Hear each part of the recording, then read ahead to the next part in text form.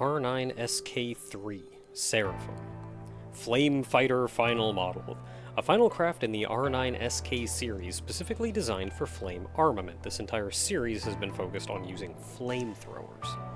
The development of the R9SK series was discontinued after the R9SK2. Still, the persistence of the developer leading the team at that time established the technology to enhance the firepower of the flame armament further and improve its heat dissipation capability. In response, the military officially reunited the flame-armed aircraft development team to develop the R9SK3, the last aircraft in the R9SK series. It is a befitting conclusion to the R9SK series, as both the wave cannon unit and the force have enhanced firepower and attack range, which were its original goals. As the Flame Wave Cannon 3, compared to the Flame Wave Cannon 2, the weapon increased the temperature of the flames and enhanced its power. It is strongly recommended to operate it as a single unit, as more flames are dispersed to the surroundings when fully charged. The Blaze Force, stronger version of the Flame Force, the increased firepower and expanded attack range of the flame armament further enhanced the simultaneous annihilation capability of the Bido. It outperforms Flame Force in all aspects. Then just the regular bits and regular missiles. There is actually an alternative to this one, which is the R9SKZ Lucifer, which seems to be functionally the same ship, but with a dark theme as opposed to the light one.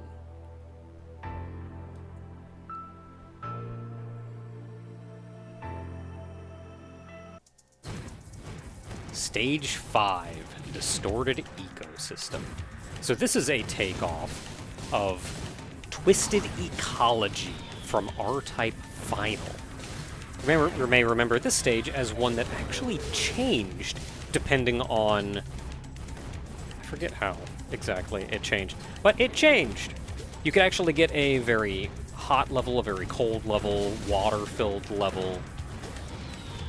They changed that a little bit differently here, so that instead this stage is more of a reimagining than a direct remake, letting you actually change the weather as you're playing through the stage at 2 distinct checkpoints.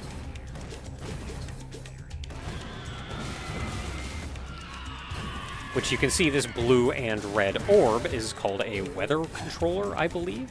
And what color it is when you destroy it determines how the weather is going to change. So we go from a neutral, and we can then choose a hot or cold.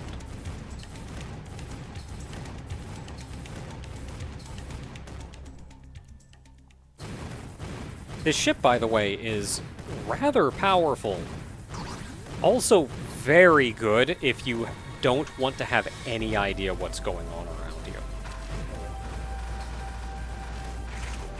So we chose blue, making the whole level a bit more watery.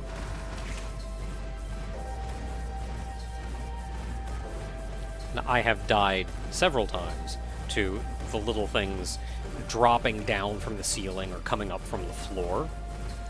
I think I was aware enough not to take that quite as much in these runs, but I remember constantly being sidetracked by them before.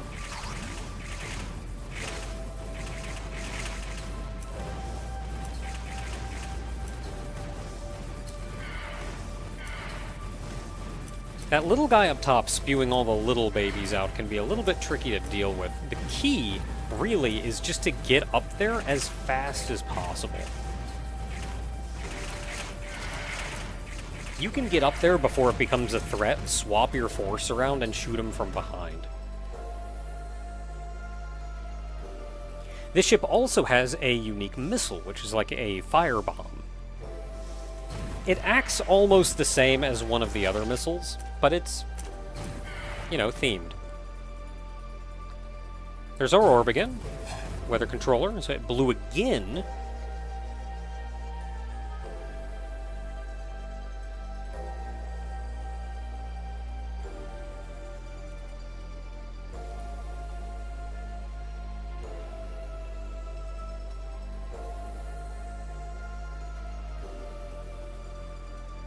Kind of wish it wouldn't fade back in with it looking like you're about to hit the wall. Just ram into it. And hitting blue again will take you to the coldest the level can be, a frozen land. Completely flooded, covered with ice.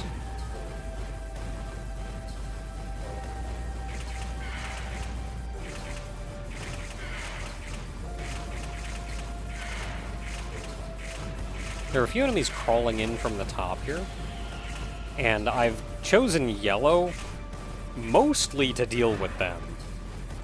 But yellow is also fairly strong in this stage. Especially this ship's yellow, which after it hits the ground actually splits forward and backwards.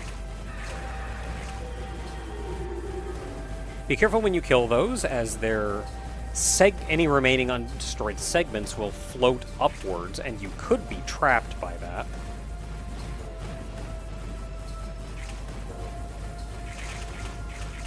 Just watching my yellow not do as much damage to these things as I feel like it should.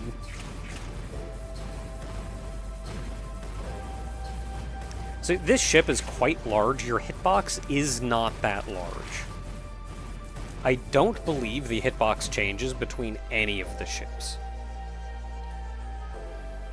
And that brings us to our boss, which I believe is supposed to be a kind of grown-up form of the boss we fought in Final 1. It's still a relatively easy boss.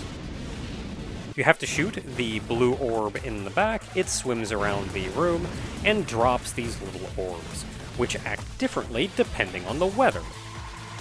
Here, they just kind of park themselves there.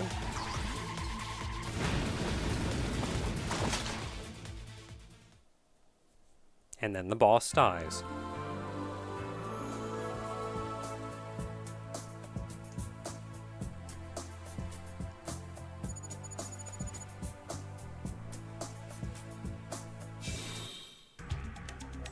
So let's take a step back to that very first weather controller and try not to get hit by these things that come out of the ground, out of the ceiling.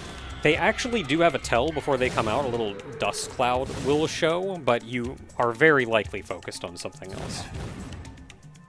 So let's destroy this when it's red, and make the land a little warmer.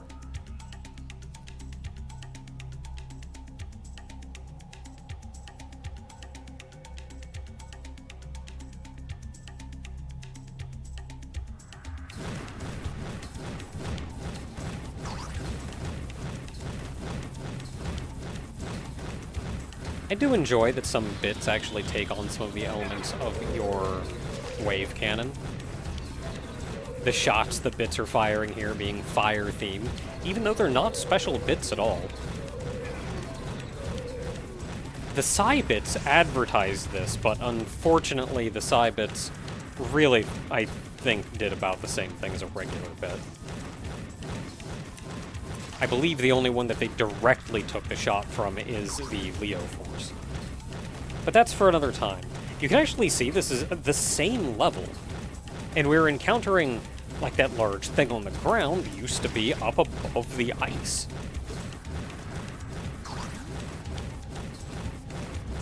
And here we had to go in from the bottom and out from the top. But that's blocked off here, so we have to go in from the top and out from the bottom.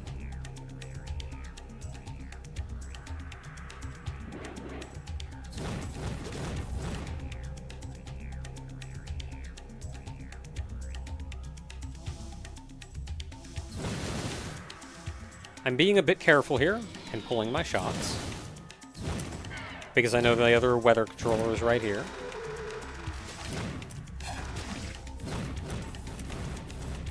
Which we're gonna hit red again, so we're gonna go full heat.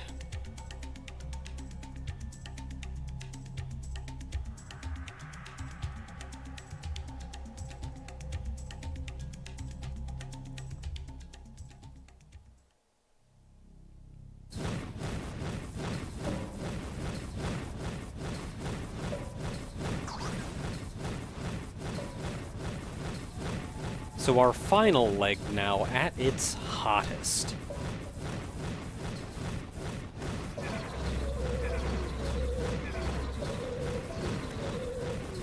no water, everything is dried out, dead. You only see these flying enemies in the warmer areas.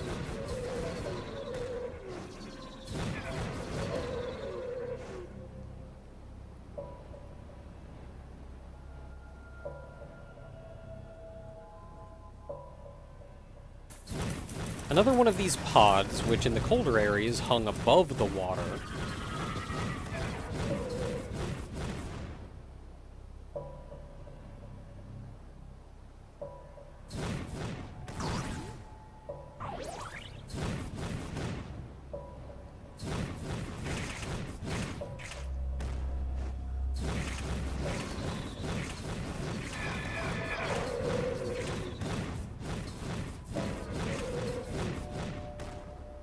I think I may have died once or twice here, but this is a fairly powerful ship, and this is not the hardest level. So overall, a pretty alright time playing through here. And a lot of variety with all the different ways that you can go through it. And I believe they put those weather controllers where they are on purpose, so whether you break them or not, you may not get to where you want to go. And now we get to see the hottest version of this boss. Functionally, it's very similar. Still just goes around, and you can shoot the blue thing in order to kill it.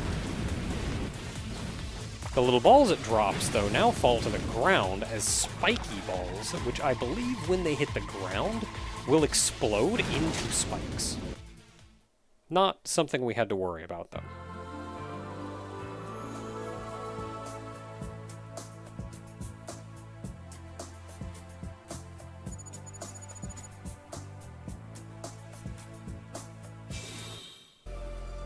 So what happens if you go blue first and then red? Or red first and then blue? Well, they take you to the same place. So instead of going to the coldest land,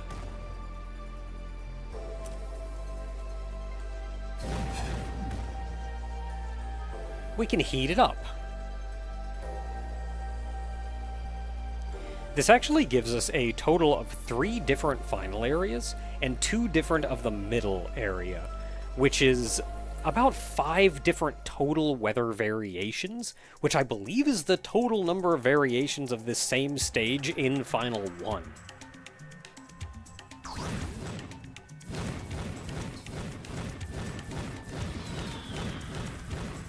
And here you actually get to leave the stage the way you came in. Or at least you get to leave the stage in the same state that you came in. Everything's still lush and vibrant, half covered in water.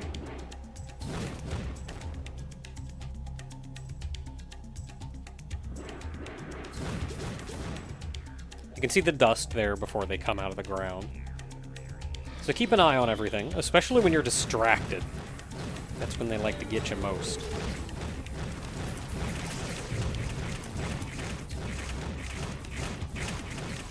Now, if you can manage to get down here in the water and fire, you can just destroy all the little fish down here, and they're no longer a threat at all. However, if you manage to avoid killing some of the fish, they will loop back, and they'll keep going around. You will never be able to kill all of them. And with them looping back around, that kind of makes it so if you can't get ahead of the fish, the water becomes off limits. Which in harder difficulties, I'm sure especially, would be very troublesome. Heck, the fish probably shoot at you in harder difficulties.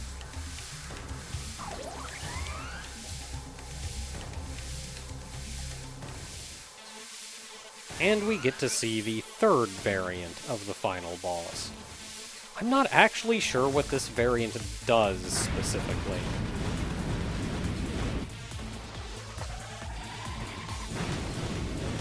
As I destroyed the orbs before they were able to do anything.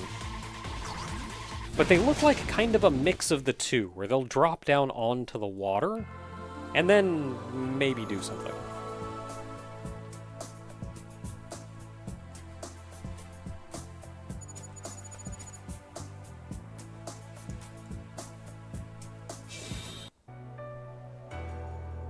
R9K Sunday Strike. Mass production economy model, an inexpensive, low-maintenance fighter based on the R9C. Most of the equipment is identical to the R9C's loadout. This all-purpose fighter is being tested for use in a variety of situations due to its low versatility and low cost. High versatility. Diffusion wave cannon. After raising stability in a successful diffusion prototype, this weapon was introduced for use in live combat. It has 30% more diffusion energy than the original prototype. Standard Force K. Slight changes were made to Standard Force C. The search laser was changed to the spread laser. And then the regular bits and missiles.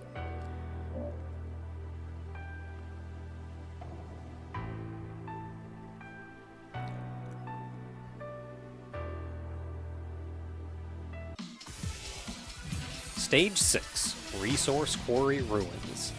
This is an homage to Resource Acquisition Area from R-Type 2. This is actually one of my more favorite stages from R-Type 2 because I love the way the background shifts around. It also has my least favorite boss in all of R-Type Final 2. I chose the I chose the ship that I did because it is an advanced version of the R9C, which is the one that you played as in R-Type 2. I actually quite enjoy some of the changes that were made here. The rocky aesthetic, giving it more of an identity than just a big mechanical area, and all of the moving platforms standing out a lot more with the glowy, grindy feel to them, making them very much look dangerous. Which they are.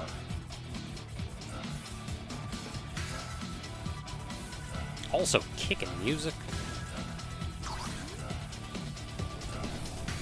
Now, this ship's red laser is effectively useless, especially in this stage. Because these little rolling orbs will go around, and once hit, they will break apart flying around the room. This can be very dangerous if you don't have controlled shots. And the red from this weapon kind of spews stuff everywhere. It's very much not a traditional red. But spewing stuff everywhere means it is very likely you're going to hit one of those things out of position, and then you're just going to have something flying around killing you unexpectedly.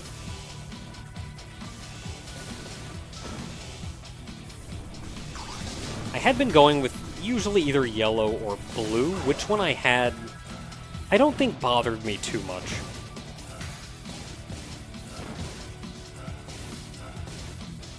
And this is coming up then on the end of the stage.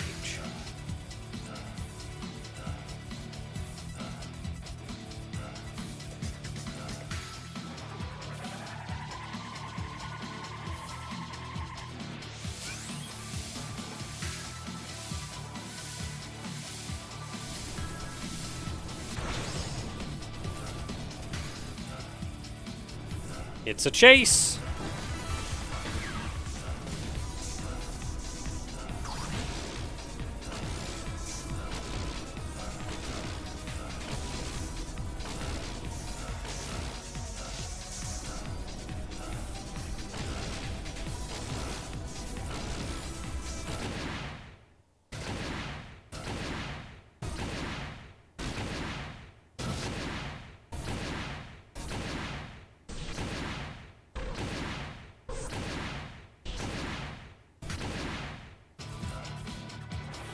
I hate this boss.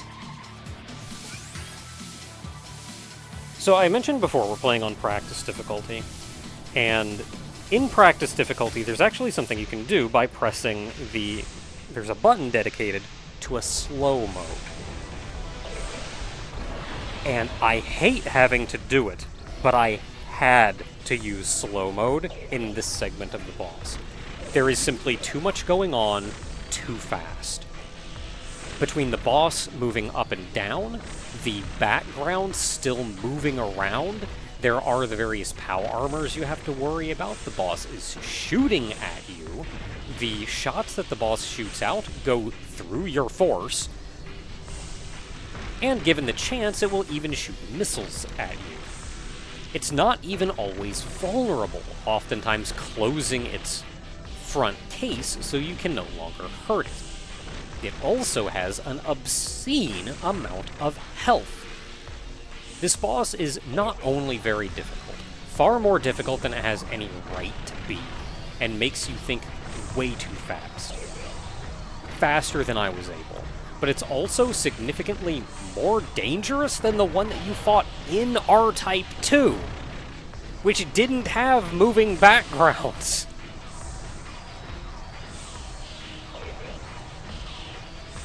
So I hate doing it, but you saw the death reel. I could not tell you how long I was attempting this boss.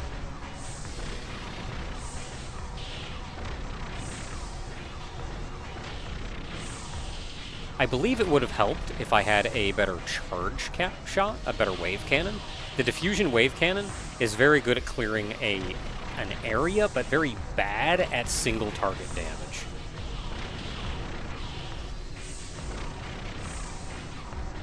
You can see some places have a split path. One of them keeps you a little bit more in line with the boss, so you can do some damage. But it's also more dangerous. The other path having a power armor. I found myself more often than not just taking the moving path anyway, because one of the boss's stupid bullets would always hit me when I was coming out of the power armor path anyway, so it almost didn't even matter which way I took. It was equally dangerous.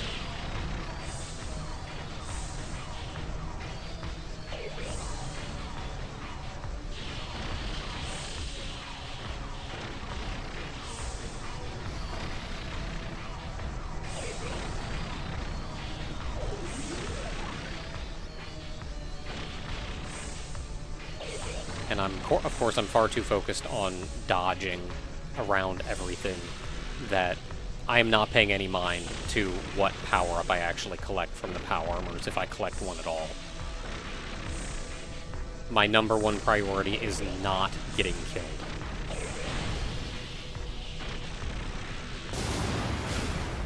And there we go. But Naka, you may say. We saw the score attack screen and that you beat pretty much every stage on R-Type or 3.